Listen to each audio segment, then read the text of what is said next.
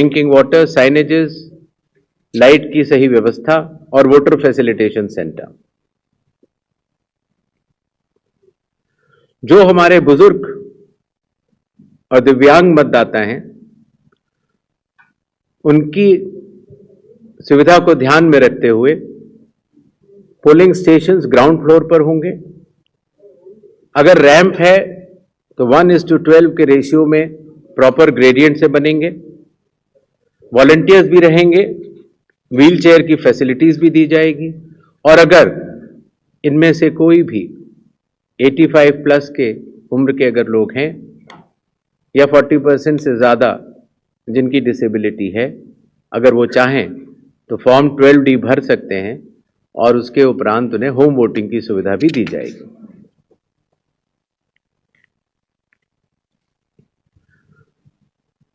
बिहार के दौरे पर चुनाव आयोग ने जिला मजिस्ट्रेट्स को, सुपरिंटेंडेंट्स ऑफ पुलिस को और सभी एनफोर्समेंट एजेंसीज को सख्त निर्देश दिए हैं, zero tolerance to any violence,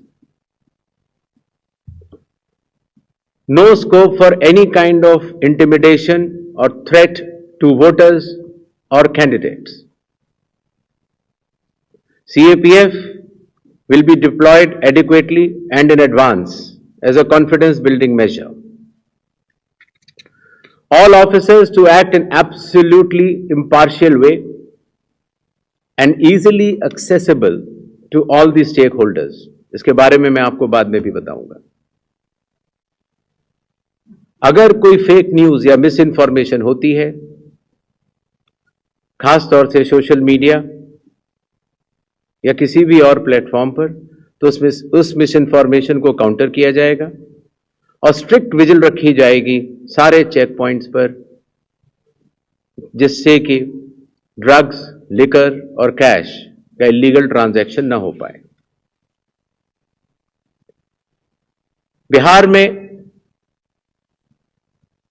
Bihar के पूरी चुनाव की जो चुनाव का तंत्र है, उसके साथ मिलकर बिहार के इन चुनावों में 17 नए इनिशिएटिव्स लिए जा रहे हैं, जो कि बिहार से शुरू होकर पूरे देश में लागू होंगे। चुनाव आयोग ने इसके ऊपर एक एक इनिशिएटिव के ऊपर काफी चर्चा और इनकी प्रायोगिकता को देखते हुए ये कदम उठाया है और एक ऐतिहासिक कदम इसको माना जाएगा। ट्रेनिंग, पहली बार जो चुनाव आयोग का ट्रेनिंग इंस्टीट्यूट है, India international institute for democracy and election management, वहां पर बिहार के सभी बूथ लेवल एजेंट्स जो जिला स्तर के थे, बूथ लेवल एजेंट 1, उनकी ट्रेनिंग का आयोजन किया गया। इसी तरह से अब जहां जहां चुनाव होंगे वहां वहां बूथ लेवल एजेंट्स 1 की भी ट्रेनिंग IIIDM द्वारिका में की जाएगी। जो बूथ लेवल ऑफिसर्स होते थे, पहले उनकी ट्रेनिंग या तो विधानसभा स्तर पर हो जाती थी या कई बार जिला स्तर पर।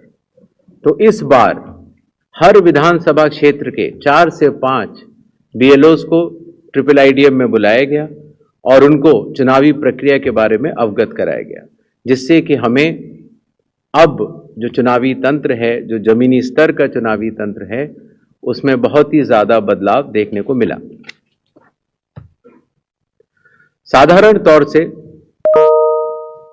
पुलिस ऑफिसर्स की ट्रेनिंग भी जिला स्तर पर या राज्य स्तर पर होती थी, लेकिन चूंकि लॉ एंड ऑर्डर एक सेंसिटिव सब्जेक्ट है और खास तौर से जब CAPF जाती हैं तो जिला पुलिस प्रशासन और CAPF का समन्वय भी बहुत आवश्यक होता है। इसके लिए पहली बार पुलिस ऑफिसर्स की भी IIIDM में ट्रेनिंग की व्यवस्था की गई। ये तीनों लॉजिस्टिक्स के हिसाब से और ट्रेनिंग के हिसाब से बहुत बड़े कदम रहे। मतदाता सूची, लगभग 22 वर्षों के बाद बिहार में मतदाता सूची के शुद्धिकरण का कार्य सफलतापूर्वक 30 सितंबर को संपन्न हुआ। लगभग सभी राजनीतिक दलों ने यह मांग की थी कि मतदाता सूची में काफी त्रुटियां हैं और इसको मद्देनजर रखते हुए यह कदम उठाया गया। हालांकि सोशल मीडिया पर इसके बारे में कुछ बढ़ चढ़कर कहा गया, लेकिन सत्यता यह है कि आज की तारीख में बिहार के 243 इलेक्टोरल रजिस्ट्रेशन ऑफिसर्स ने 90,000 बूथ लेवल ऑफिसर्स के साथ मिलकर 1.6 लाख बूथ लेवल एजेंट्स, जो कि 12 मान्यता प्राप्त राजनीतिक दलों ने नियुक्त किए थे, उनके साथ मिलकर इस सूची को शुद्ध करने का बहुत ही सराहनीय काम किया है और बिहार ने देश को यह राह दिखाई है।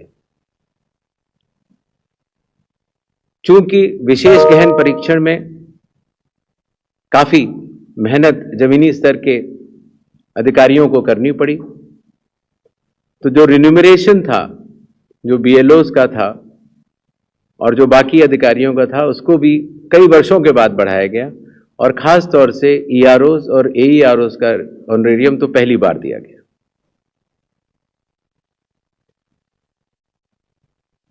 जिन मतदाताओं के नाम सूची में नए जुड़े हैं या जिन मतदाताओं की एंट्रीज में कोई चेंज है, जैसे पता बदल गया, तो ऐसे मतदाताओं को नए वोटर कार्ड दिए जाने हैं। चूंकि पहले कई दिनों तक या कई बार महीने लग जाते थे वोटर कार्ड मिलने में, इसीलिए चुनाव आयोग ने सभी एजेंसियों के साथ मिलकर यह एसओपी बनाया कि किस तरीके से 15 दिन के भीतर मतदाताओं के हाथ में इलेक्टर फोटो आइडेंटिटी कार्ड, जिसको सामान्यतः वोटर कार्ड कहा जाता है, वो उनके हाथ में आए। इसी तरीके से जो हमारे बूथ लेवल ऑफिसर्स हैं, जब वो मतदाताओं के घर घर जाते हैं तो उनको भी पहचान पत्र पहली बार चुनाव आयोग ने डिजाइन भी किया और उनको दिया भी।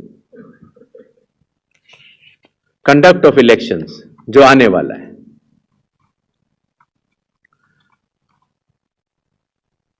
देश की प्रगति को ध्यान में रखते हुए और खास तौर से बिहार की प्रगति को ध्यान में रखते हुए लगभग काफी मतदाताओं के पास मोबाइल होते हैं और उनको इस बात की समस्या रहती थी कि हम मोबाइल लेके अगर घर पर छोड़ के जाते हैं तो दिक्कत होती है और लेके जाते हैं तो हम कहां उसको रखें, क्योंकि मोबाइल फोन पोलिंग स्टेशन के अंदर अलाउड नहीं है।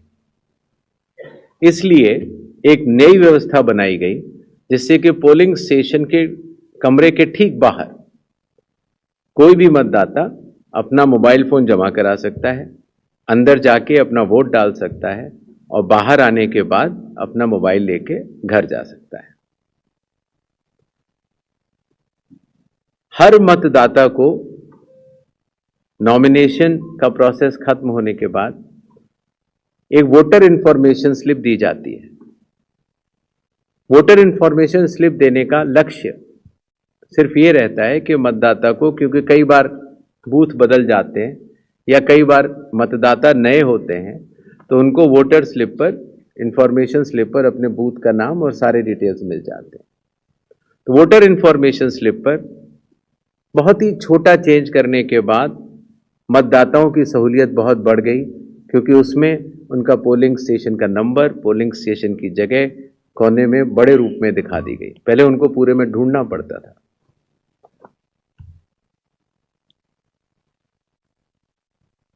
चुनाव आयोग की लगभग विगत कई वर्षों से एक एक करके एप्स बनती चली गई और लगभग 40 एप्स आज की तारीख में चुनाव आयोग के पास है। तो इन सबको एक जगह समन्वित करते हुए, क्योंकि हर मतदाता या हर स्टेक होल्डर हर 40 ऐप को डाउनलोड नहीं कर सकता, तो ईसीआई नेट जैसी मदर ऑफ ऑल एप्स का एक लक्ष्य रखा गया और ईसीआई नेट में अब धीरे धीरे करके सारी एप्स आ चुकी हैं और इसका प्रोग्रेसिव इंप्लीमेंटेशन भी वन स्टॉप डिजिटल प्लेटफॉर्म के रूप में बिहार से शुरू होगा। पोलिंग स्टेशन में मैं आपको बता चुका हूं, जिससे कि क्यूज लंबी न हो और मतदान के समय में मतदाताओं को सहूलियत भी रहे और खास तौर से मतदान के आखिरी घंटों में ज्यादा भीड़ न हो, इसके लिए संख्या 1200 निर्धारित की गई। कैंडिडेट्स के बूथ पहले मतदान केंद्र से काफी दूर तक लगाए जाने के निर्देश थे, जिससे कि कैंडिडेट्स को भी और मतदाताओं को भी काफी असहूलियत होती थी। और इसीलिए जो पॉलिटिकल पार्टीज के संग जमीनी स्तर पर ईआरओस की मीटिंग हुई, डीएम्स की मीटिंग हुई, सीईओस की मीटिंग हुई, उनसे मिले सुझावों के अनुरूप लोक प्रतिनिधित्व कानून के अनुरूप 100 मीटर की दूरी तक हर कैंडिडेट अगर चाहे तो अपने बूथ्स लगा सकता है। चुनावी प्रक्रिया पारदर्शी हो, उसकी पूर्ण निगरानी हो, ईआरओ भी उसको देख पाए और कोई भी अगर गलती पाए जाए तो उसके खिलाफ एक्शन भी लिया जा सके। इसके लिए पहले लगभग 50% प्लस पोलिंग स्टेशंस में वेबकास्टिंग होती थी और अब इसको 100% पोलिंग स्टेशंस में लागू कर दिया गया है, जिससे कि निगरानी तंत्र के लिए सुगमता होगी।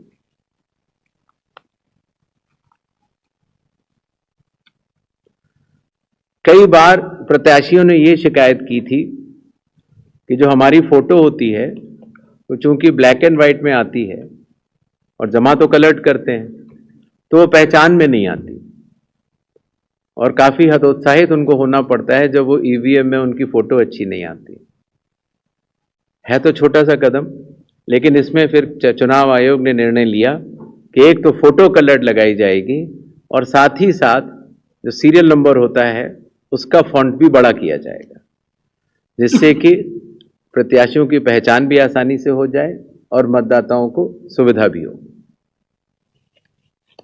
काउंटिंग, कई बार जब मॉक पोल होता है तो मॉक पोल के समय मॉक पोल का डेटा डिलीट करना प्रिसाइडिंग ऑफिसर्स भूल जाते हैं और इसीलिए जब काउंटिंग होती है तो फॉर्म 17C और काउंटिंग यूनिट का मिलान नहीं हो पाता। ऐसे केस में किसी भी शंका को न रखा जाए, इसलिए जब भी 17C या वीवीपैट में मिसमैच होगा तो उन ईवीएम से रिलेटेड वीवीपैट्स की पूर्ण गिनती की जाएगी। इसी तरीके से यह भी एक मांग सभी राजनीतिक दलों की थी कि पोस्टल बैलेट्स की गिनती पहले शुरू की जाए और पहले खत्म की जाए। तो इसलिए चुनाव आयोग ने पारदर्शिता के लिए भी और इसके लिए भी, जिससे कि पोस्टल बैलेट्स पर पूर्ण ध्यान दिया जाए उनकी गिनती पर और कोई जल्दबाजी भी न की जाए, तो ईवीएम के लास्ट 2 राउंड से पहले पोस्टल बैलेट की गिनती समाप्त करना अनिवार्य होगा। जैसा आप सब लोग को पता है, जब चुनाव खत्म हो जाता है तो फिर आंकड़ों की आवश्यकता कई लोगों को पड़ती है, मीडिया को भी होती है, एनजीओज को भी होती है, सिविक सोसाइटीज को होती है और आम जनता को भी होती है। तो इसके लिए चुनाव आयोग की एक पद्धति रही जिसको इंडेक्स कार्ड कहा जाता है, लेकिन इंडेक्स कार्ड का सारा डेटा कलेक्ट करने में कई बार सप्ताह और कई बार महीनों लग जाते थे। तो अब चूंकि ECI नेट भी आ रहा है और डिजिटल का युग है, इसीलिए digital index cards and reports सारे आपको चुनाव खत्म होने के कुछ ही दिनों के भीतर वेबसाइट पर या ऐप पर मिल जाएंगे। इस चुनाव की विशेषता है ये slide. The entire election machinery of Bihar is just a call away. अर्थात अगर कोई भी मतदाता या कोई भी व्यक्ति ECI नेट ऐप को डाउनलोड करता है और अगर अपने एपिक नंबर डिटेल को डालता है, वोटर कार्ड के नंबर को डालता है, तो वो अपने बीएलओ से बात कर सकता है। वो अपने जो बूथ लेवल ऑफिसर्स हैं उनको अपनी कॉल बुक कर सकता है और बात कर सकता है। अगर उसकी कोई भी समस्या है तो वो बीएलओ से बात करके उसका निदान कर सकता है। इसी तरीके से जो इलेक्शन कमीशन का बहुत पॉपुलर नंबर है